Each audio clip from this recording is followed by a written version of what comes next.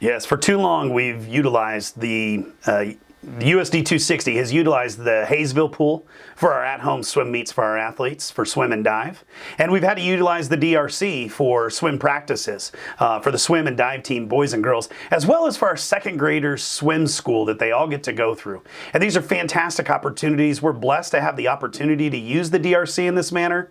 But our district owes it to ourselves to offer this for our students. We're one of the only districts around that doesn't have a pool for their high schoolers to use. It can be used in athletic courses. It can be used in PE classes. We have opportunities that we can use this. When we begin to look at funding, it depends on who our partners are. If it's solely a district process and the district is the sole utilizer of the pool, then it needs to be a district-funded issue.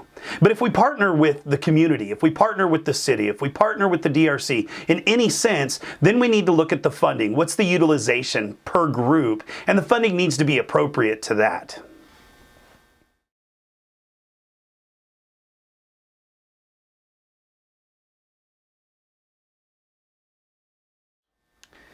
State assessments have been a hot button issue for the last couple of years, but the reality is they're the only metric that we have to measure our students' academic progress against other schools in our area, similar districts, and of course across the state.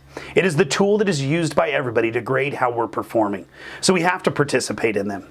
How do we improve them? It starts at home. We need to partner with our parents and our families at home to stress the importance of these tests. Some students do have test anxiety. I have a child myself that was a nervous test taker and therefore did underperform her abilities sometimes.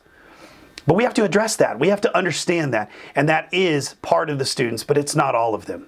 If we look at Derby High School's at-risk student population, today when we look at career and college readiness, which is our job, our students are 7% career and college ready in math, 12.5% career and college ready in English language arts, 31.81% in science. We have to improve those numbers. We've got to make sure that these students are capable of performing when they leave our district.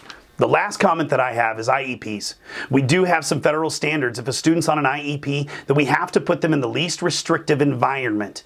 But when they're disrupting our class, we must become creative and we must find ways to put them in the least restrictive environment, but not take away the learning opportunity for the 20.8 average students that are in a classroom in our district. We owe it to all of them.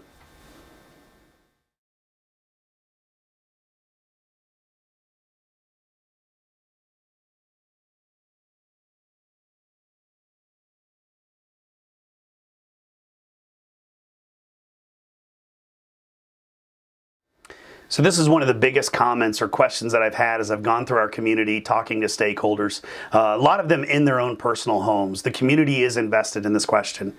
And my answer is no, they should not be using a different restroom. They should be using the one that their DNA biology determines that they are. I say this because I want to protect the privacy and security of all of our students, including those transgender students. When we talk about this, we're talking about approximately 1% of the U.S. population. I want them to be secure and comfortable and welcomed into our learning environments. But I want to take care of all of the students. To me, the solution is to use the private portion of every restroom facility that we have, male and female. If we can come up with grant funding that would allow us to create private, gender-neutral restrooms, I would support that. But in a $118 million budget, we have so many other things that are going to require our funding. It's just not, we just don't have the value right now to be able to do it in that manner.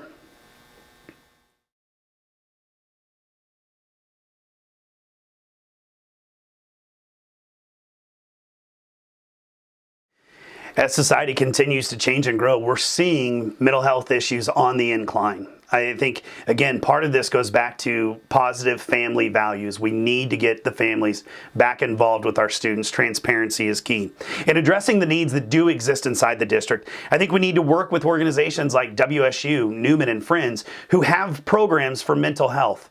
They have students that are going to school that are learning. Can we create an internship that would allow their students at a certain portion of their degree to come in and work in our district? In exchange for their time, they get experience, and our students get taken care of by the newest technology and information that we have available to us regarding mental health. It is an important issue.